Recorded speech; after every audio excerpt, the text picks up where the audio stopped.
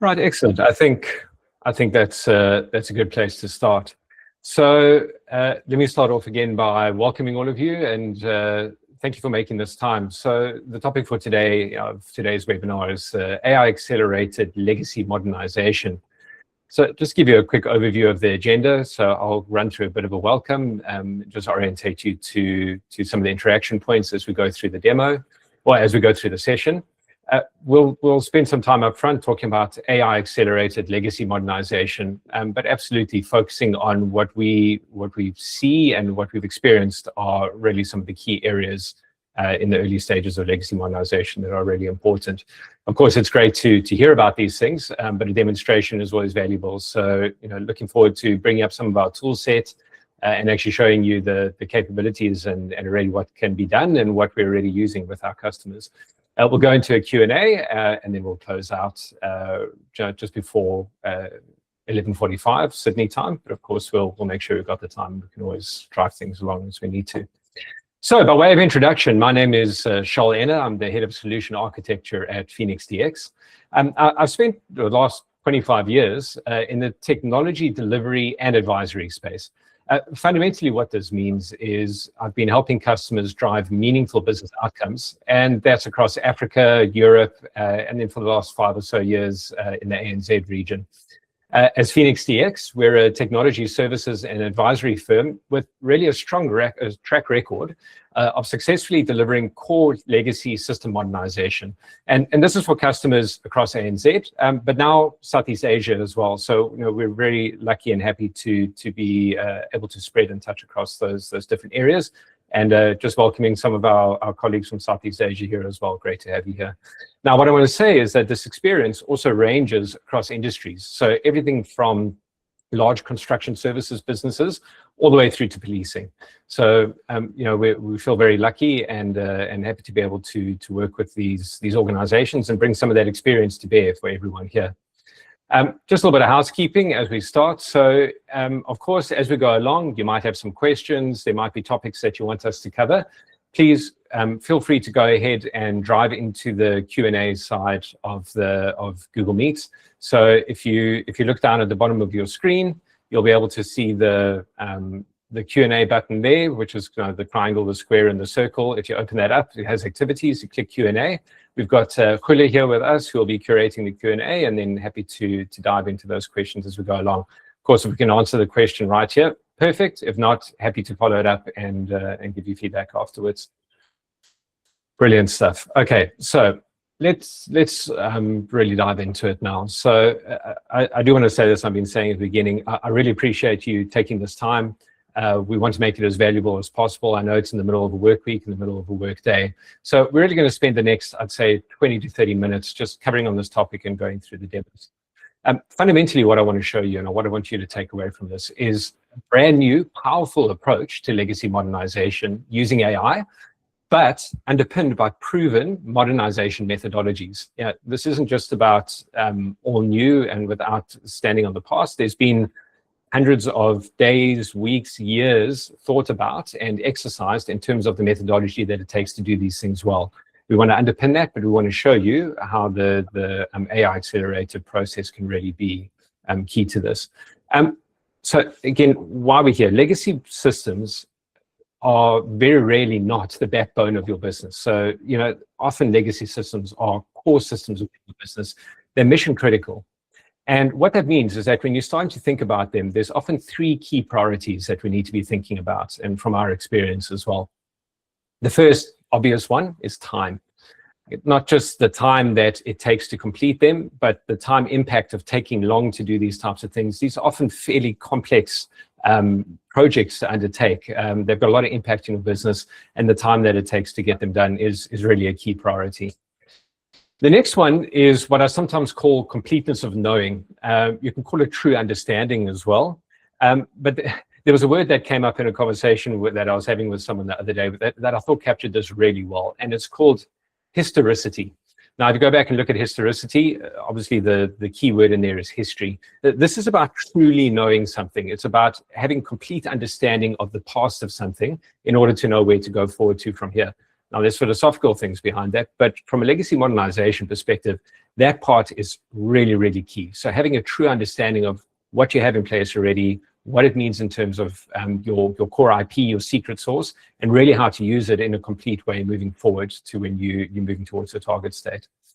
And then the third one is, you can call it the burden on people, but it's really the reliance on key people in any organization when you're thinking about doing legacy modernization. You're often having to pull key people out of the operations of the business, the people that have the IP from a mindset perspective, from a system perspective, from a process perspective, and drawing them into this process is something that can be very, very disruptive to a business. So no, this is definitely something that we need to be thinking about here. All right, so, I mean, why a new approach? So for those of us that have been working in the industry for a while, we know that the conventional approach to legacy modernization, while it's very important to do well, can be very deeply problematic. And it comes back to some of those elements around the priorities. It's time consuming, it's expensive in multiple levels, whether it's the people coming out of the organization or the actual effort of going through it. And often unintentionally, it can generate more problems than it solves, all right? So when we're looking at ways to accelerate and we're looking at the real value of what AI might bring in here, this isn't just about building the new system. It's about fundamentally improving all the process steps, even before you get to build and then into build as well. So if we think about the traditional approach, it's not just about old code, okay? When you're looking at legacy, it's easy to just think about technology and have a system pop into your mind. We could talk there about spaghetti code. You can talk about having systems that are actually scattered across multiple stacks, across multiple areas. But it's not just about spaghetti code. It's often about spaghetti knowledge and spaghetti processes. Because a lot of the information that relates to your legacy, yes, it can be in your stack, it can be in different technologies, it can be in different legacy technologies, but it's even locked inside old documents, old training manuals, or even the knowledge of individual employees. And you really need to bring that to bear when you're thinking about preparing for this modernization, not just about old code. The next one is what we sometimes call the backlog burden, but I don't want to only call it a burden, it's an opportunity. And what we mean by that is that almost every legacy system that you're looking to replace, a core system, has a substantial backlog. Now, that backlog isn't just a tech stack backlog, it's often wishes, promises, hopes from the business in terms of what the modernization could do for the organization from a process perspective, from a governance perspective, from an opportunity perspective. So we can't be thinking about legacy modernization just as a like-for-like replacement. When you get to any meaningful scale, that's really rare. It usually requires simultaneous re-engineering and then innovation with people and with processes to deliver new features and capabilities that the business demands. And then the final one is what I call the legacy triangle. So traditional legacy modernization really has three elements. It's got high risk for all the reasons that I've been speaking about. But another one that I want to bring into play here is the risk is around uncertainty. And the uncertainty that can come out of not being sure if you fully understand what your current system actually does and what that might mean in terms of leading to mistakes later down the journey. The next one is time consuming. We've spoken about that quite a lot. And again, the time amplification there is often the fragmentation of what needs to happen when you're going and you're exploring for legacy and you're trying to find out what exists and what's happening already. You're usually getting a whole lot of different perspectives from different systems, different people, different places. That fragmentation can lead to an amplification of the time that it takes to actually do this. And the final one is resource intensive. So I've mentioned that already, pulling key people out of business. Now, I want to give an example here of where we've actually had to deal with this. And this is pre all these nice AI tool sets coming in. And again, really thinking about the methodology. So we had a large organization that we were helping with core legacy replacement. And they had a 27-year-old legacy system that they were replacing. So as expected, we went in, we sat with them, we did all the due diligence that you could up front from a discovery perspective with what they knew. But as expected, as we were going through the delivery phase, more things kept popping up. We're continually having to adjust. Some new insight came from a user that hadn't been interacted with. Some new insight came from the previous code. And that adjustment throughout the build as the legacy insights came out, really then added in a little bit of, or added in continuous need to pivot as we went along. Now, don't get me wrong, we were still very happy with how that project went. We took what was and should have been a 3.5-year project, and using our modern development tools that we're really excited about, we've been using for many years, we were still managed to bring that down to a 1-year project, all right? So it was still in many ways a success. But reflecting now, looking at these new tool sets that have come into play fairly recently in the last year or two, and thinking back to that process from 5 years ago, there's no doubt that with this capability, we could have reduced that time even more. So I think this is really just thinking about where you've seen this before and how it can help. Good. Now, I want to bring up 2 key points here and what this shift really means. And it's going to be interesting because I'm going to talk a lot about actually what's been done already and what works well, and how we need to take a signal from that and make sure that we are still honoring that and using it as we go forward. So not throwing the baby out with the proverbial bathwater. So the first one is strong analysis is key. And what we mean by that is before you get to doing your first line of code, what you need to be able to do is analyze.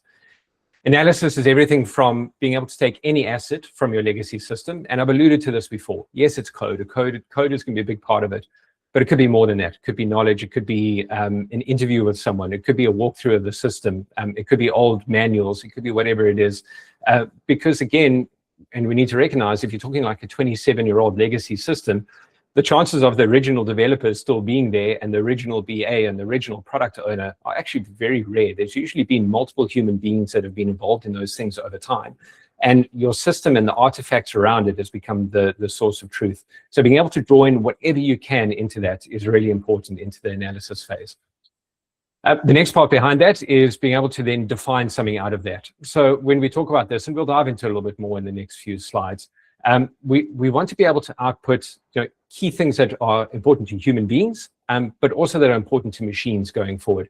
So just to focus on the human being part right now, of course, being able to draw out system specs on what the old system did, and being able to draw out process flows, being able to understand business logic, being able to even understand integration processes and all those types of things.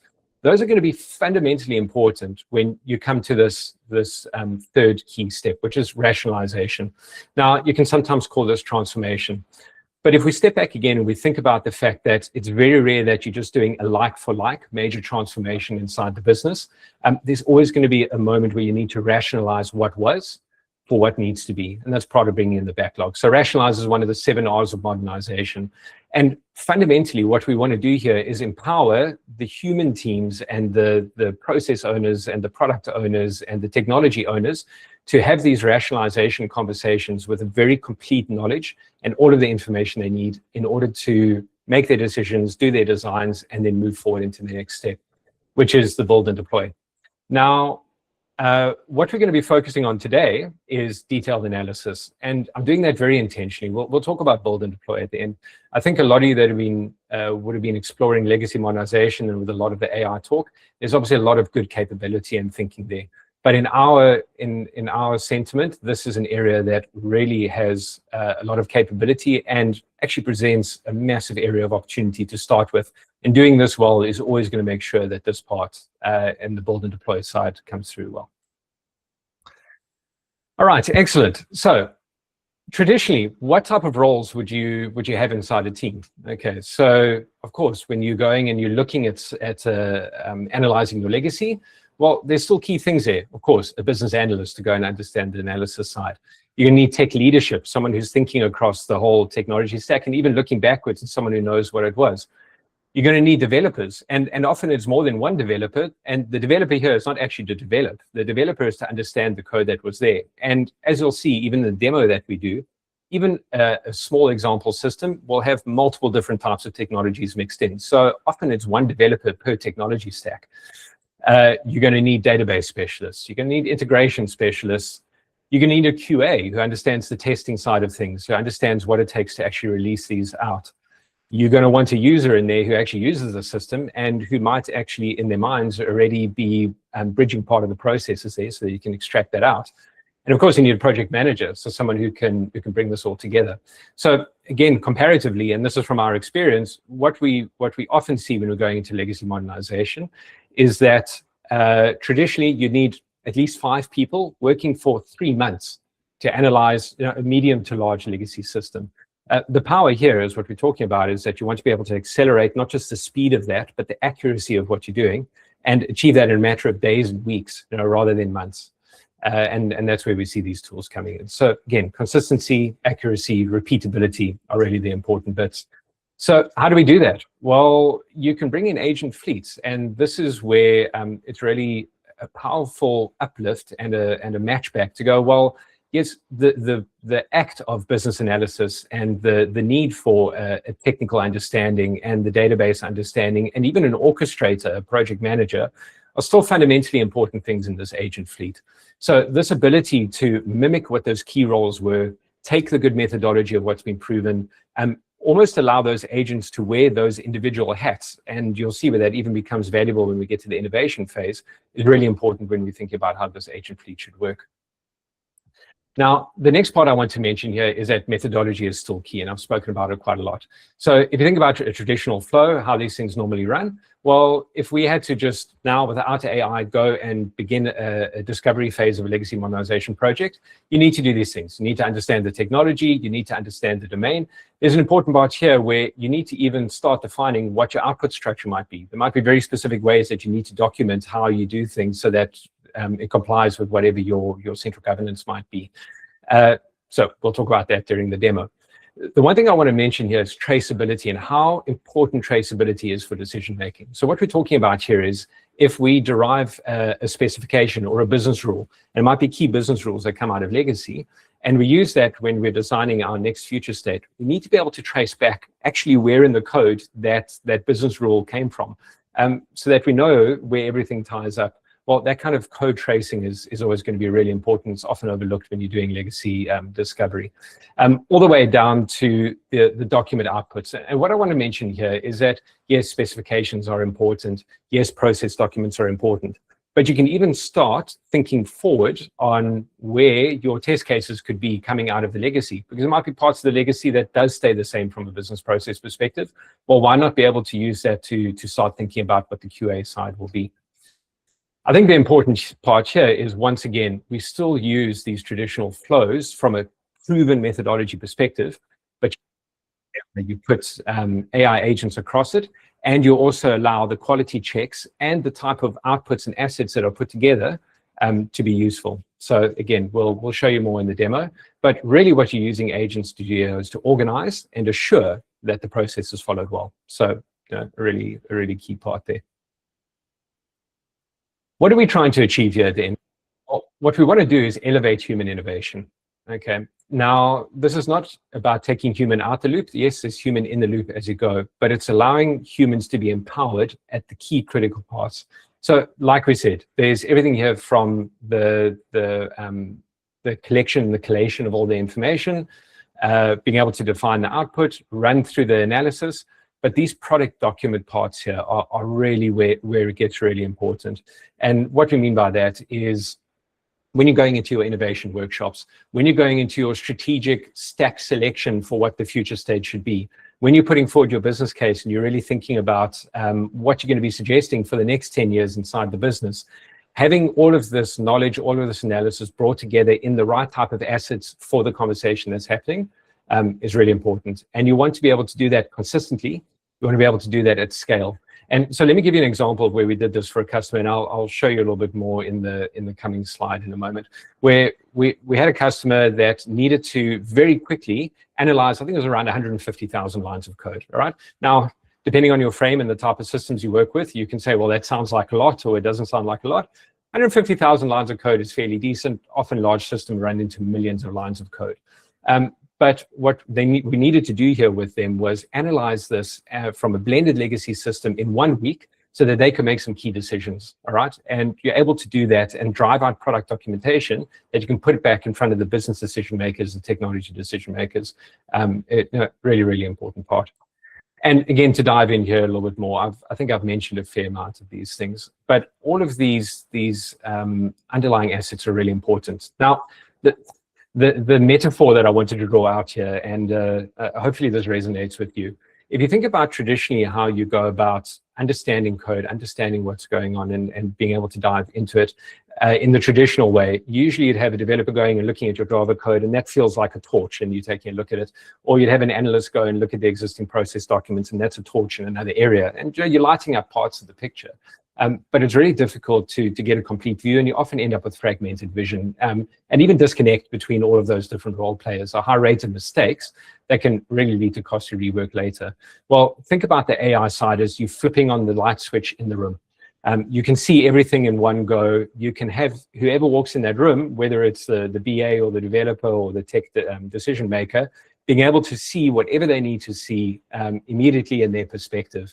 And really what that accelerates is the human rationalization.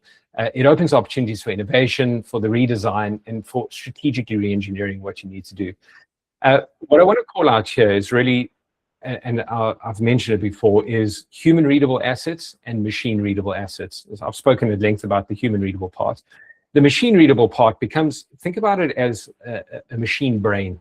It's a machine brain that holds all of this consolidated knowledge of everything that came out of legacy, and that can now be used to analyze what's in place or move forward. And this becomes really powerful when you're looking to accelerate the build side of things or the validation side of things. I'm going to pause there for a second and ask a question that came to mind, or validation that might have been coming up for you as we're looking through this. So often the question is, why don't I just use ChatGPT or Gemini or Claude? Why don't I just take my code, dump it in there, and I can prompt my way through a legacy modernization view? I think what we've shown here already is that what we're talking here is at another level. What you're dealing with here are agent fleets with targeted tasks that are self-orchestrating, that are reporting back to the humans, that are driving quality out of it. You've got rich, validated, structured output, which again, you'll see more in the moment. The re-engineering opportunities coming out of this human brain and the machine brain are massively powerful to be able to move forward.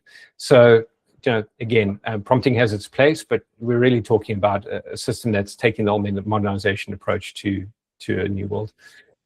I'd mentioned this customer before, and I just wanted to really bring it to life a little bit more. We spoke about that analysis that needed to happen, rapid evaluation of code. Now, I want to set the scene a little bit here on this story. So this was a customer who'd acquired a new organization, that acquired a new company that needed to come into the business. And they suddenly needed to understand not just something that was their legacy, but she was another company's legacy that they were bringing in. And it was a mission critical system that they had minimal documentation for. So like I mentioned, our first step was to take all the existing collateral that we had and run it through this AI methodology, start with a sample. And again, when I say a sample here, 150,000 lines of code was in a couple of the key areas that we wanted to assess. And the power here was within 1 week, we had a running analysis of what had happened. But within 2 weeks, we'd completed the discovery, done the analysis, and fundamentally allowed them to make a strategic decision on their migration and consolidation strategy. And I think you can see that without these tools, if you had to try and do that in the traditional way, the timelines to do that, the confidence to do that, really would have stretched out. And at another customer as well, I'll bring in one other example, where that AI analysis, that discovery up front, it led to something that was potentially unexpected or that wouldn't have surfaced traditionally. And it actually had to do with a key integration path and a business rule decision that later would have needed to come up and pivot, and if they hadn't discovered it early. And what allowed them to do was, in that place, see that in documentation, and then make a pivoting path and a corrective path that really avoided a whole lot of cost amplification in the future. So, timeliness and the completeness of these things is really key. Good. So thank you. You've been listening to me speak through this, and we're going to go into the demo in a moment. So I just want to summarize this checkpoint here and talk about the next steps. So when we talk about the AI approach to legacy modernization, what are we really delivering here? So we're fundamentally talking about de-risking the process of legacy discovery, legacy analysis as we move forward through comprehensive, unified, and generated documentation. The generated part is really important because that's something that can be repeated over and over. Even if you you generate off your first base and you find a new stack of information that wasn't there, a few days later, bring it back in, regenerate against that baseline. That's really powerful. You don't have to start the process from scratch.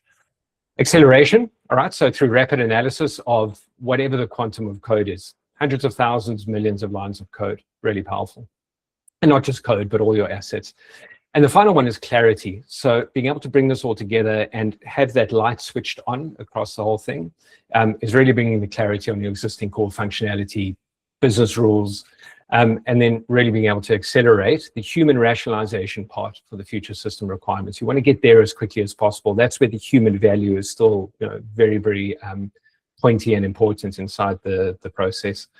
So this is not just a technology upgrade, all right? It's an opportunity to rationalize your backlog for your legacy stack, refine your processes, and then move forward with a full understanding of your business's secret sauce. And that's often what's in these systems, and you don't want to lose that. So thank you very much. Now, we've seen a lot, the what and the why, and hopefully I've framed well for you here what's important, but I want to make it real. So what we're going to do is flip over to a real demo for the next few minutes, and then actually show you bits and pieces, and we'll do this off actually a live or a public piece of code that you could go and take a look at yourself and double check for us.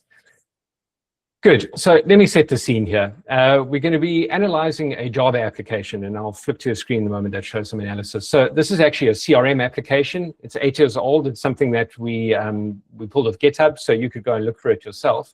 But fundamentally, the idea here is I want to be able to show you some key elements. So you remember this picture? I'm going to be showing you where we actually pulled the code in and the documents around it as well, PDF, all those different things that could describe part of it.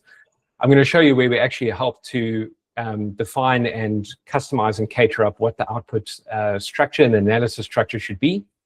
I'll show you some of the agent fleets in action and actually show you where they, in human terms, are telling us what they've done and showing us the steps that they've gone through in order to get to where they get to.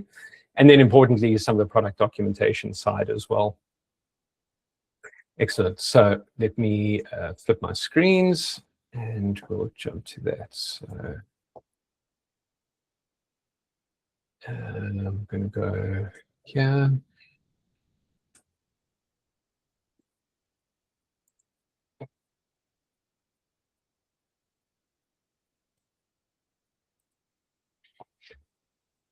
All right, excellent. So like I said, this is, you could go off GitHub and you could look this up as well. So there's a CRM system. You'll recognize this type of structure. So for those of you that are developers or familiar with these structures, these are all the folders that actually hold all the code. It's got all the source code in there. It's got some supporting PDF generation capability, a whole lot of headline information. I want to draw your attention here to the right-hand side where it says languages. So here you can see already there's a big blend of CSS code, JavaScript code, Java itself, HTML down through shell and bash file.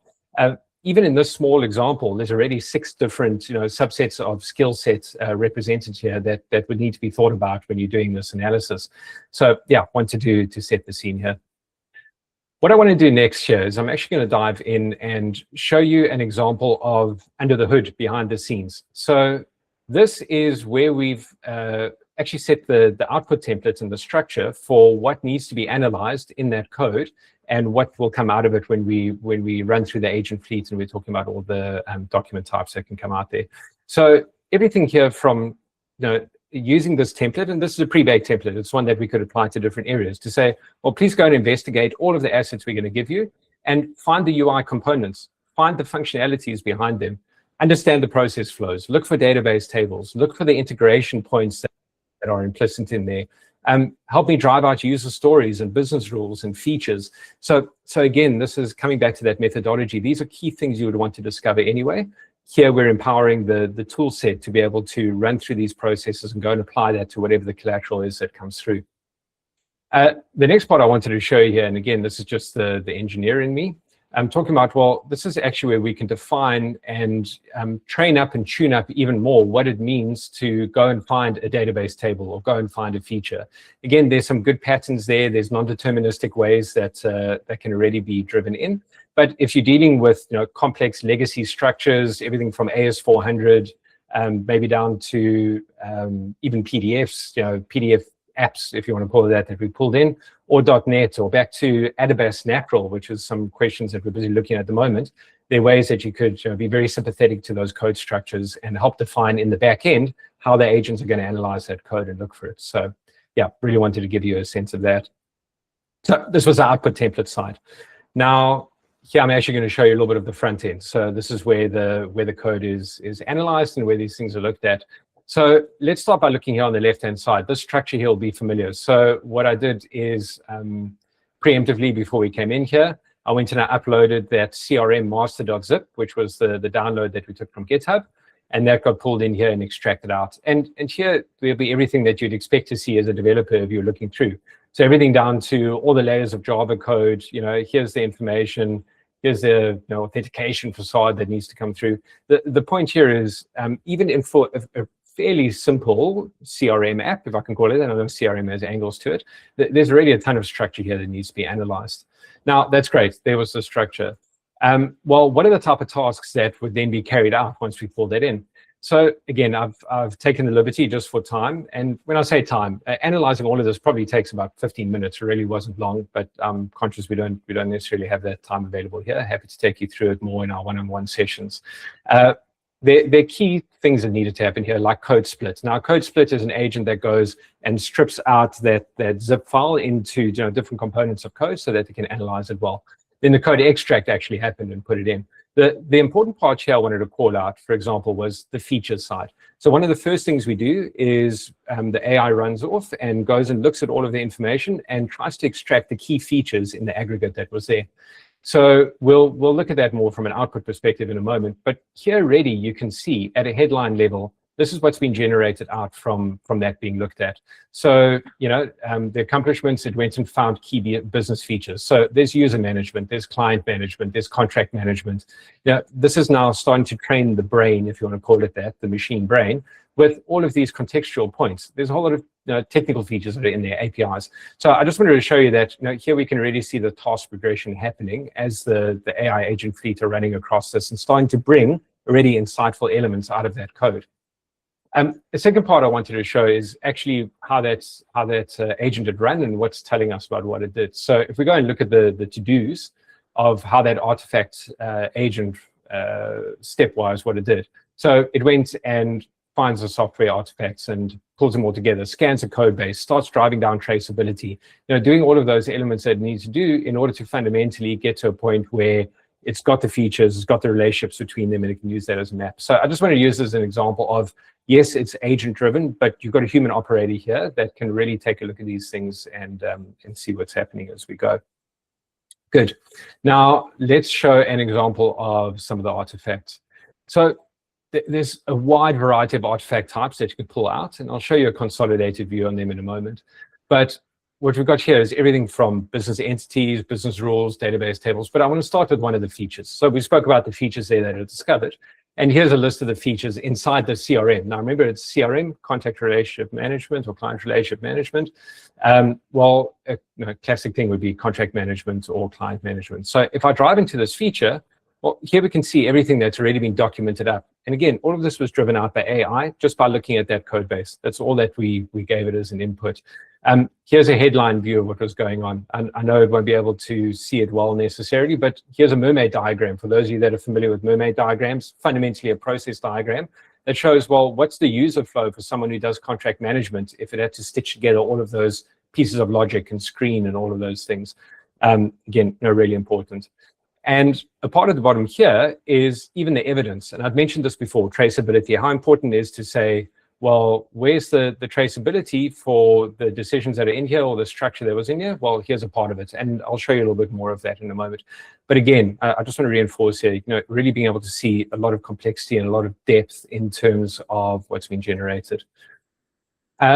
Let's go to one more thing before we move on, and again, conscious of the time there, is if we take a look here at the business entity, for example. So these are the entities that it's defined and discovered. So there's a user entity. Here are the key aspects of that user. So they've got an email and a password and a first name, great. But here it's already talking about in human readable terms, what this is about, is it unique or not, is it mandatory or not, how's it potentially connected to other areas, so really powerful part over there. And the final thing I want to show you is an example of a business rule. So it defined or pulled out from the code a contract auto acceptance rule, which was in there already. So again, here's the flow of it. here's the decision point on whether it should auto accept or not, or go to a human being. Here are the transformation rules. And when we say transformation rules, saying, well, how's the data changed or the record changed as it moves through the system? So a contract author needs to be set, and then you need to set the timestamp. Hopefully you can see how all of these elements, if you're talking to a BA or you're talking to a tech lead or you're having an innovation workshop, being able to draw this up as a snapshot is so incredibly powerful and in a really, really compacted amount of time. Excellent. So let me show you one consolidated example. So if we take those assets and we export them out and we wanted to share something inside the organization, well, here's an example of the system requirement spec being generated, all of the entity information in there, all the business rules put together, some of the flows being brought together. So really, again, just wanted to show you the capability of what this was. And when we put this in front of customers, and some of the ones I've spoken to you about, but obviously others as well, it's really just, it blows them away in terms of taking something that felt stressful or unknown or unclear and being able to illuminate and feel action way. That's really powerful. So yeah, I just wanted to bring that to the fore. So there we go. I'm conscious we're down to the Q&A time, last 5 minutes. So let me just flip my screen back. So final thing I want to say before we move through is I've spoken about the build part being not a focus for today, but I do want to call out that obviously being able to move on from the rationalization part and into the build part is really important. So it's a key part of the journey. It's the next step that you go to from here. And there's a lot of leveraging points that even though you've gone through rationalization, you can use here to drive forward. So in our experience, when you're doing this well, and from what we've seen success over the years, is you want to make sure that you've got tool sets and a platform that is fundamentally unified. So unified across the complete stack of what you want to do, is agile and adaptable, because legacy modernization by its nature is going to be something that has a lot of innovation driven into it. You want to be able to be agile, and it needs to be something that's enterprise proven. And even in this, or especially in this AI world, yes, it's great to be able to go and just generate out code, but the risk behind that is massive. And again, with legacy modernization, we're trying to drive down risk. So, having those elements of unified, agile, and enterprise proven tool sets is something really important. We're happy to talk to you about that as we go forward. I want to close with a bit of a reflection from Pedro, and I'm not sure if he's with us on the call. He might not be, so hopefully I'm not embarrassing me here. But I think he put forward a really succinct view.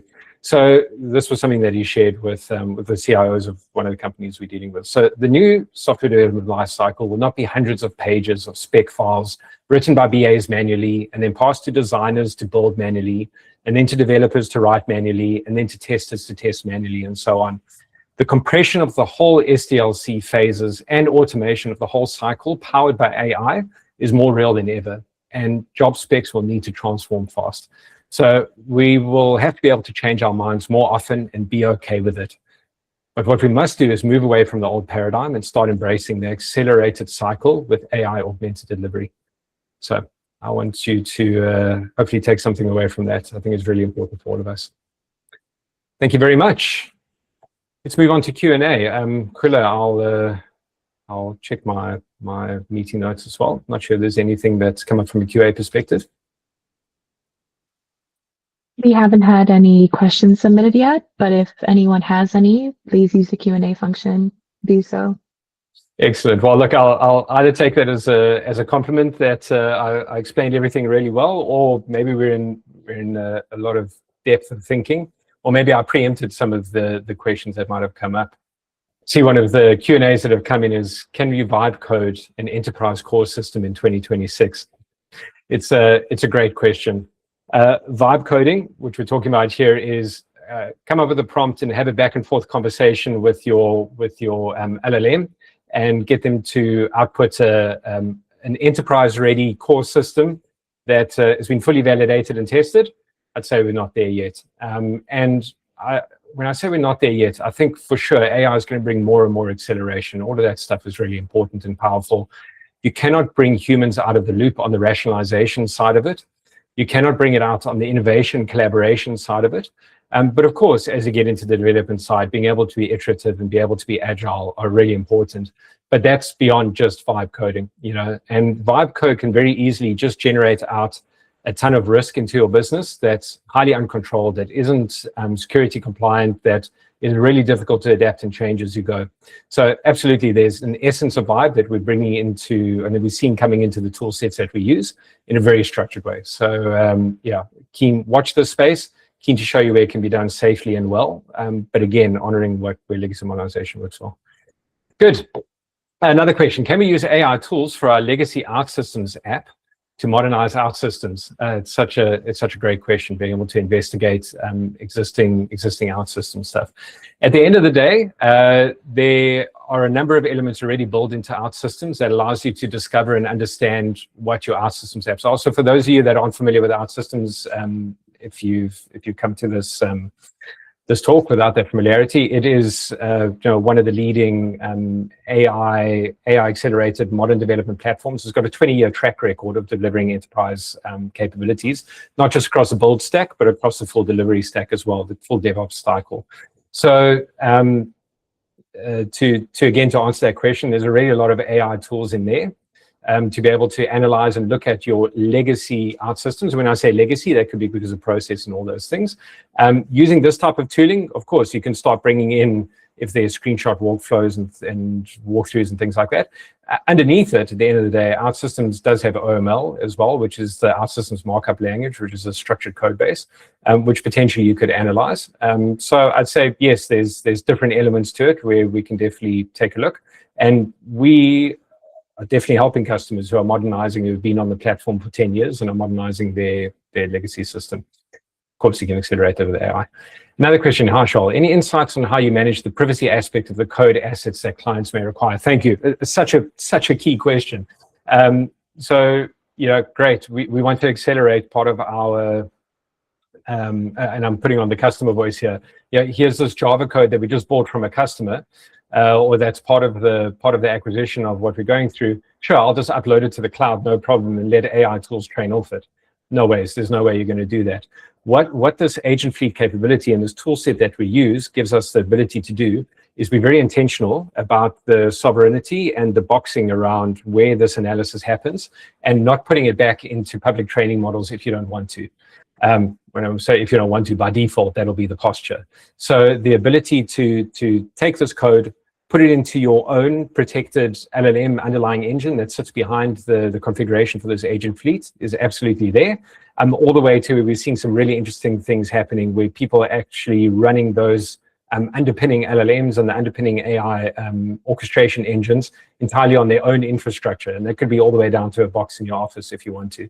So there is the ability to bring that down and make sure that the integrity and the reach of that code doesn't move outside the bounds of your organization. Good. All right. So I'm conscious we're a few minutes past. Thank you, everyone, for your time. Thank you for coming here and using some of your valuable time. I really hope this was helpful. Please feel free to reach out. Here's my mobile number and my email address. You can also reach us on connect@phoenixdx.com or reach out to any of the people that we know here. And hopefully this was valuable. Thank you very much, and looking forward to speaking to you more. Have a great day.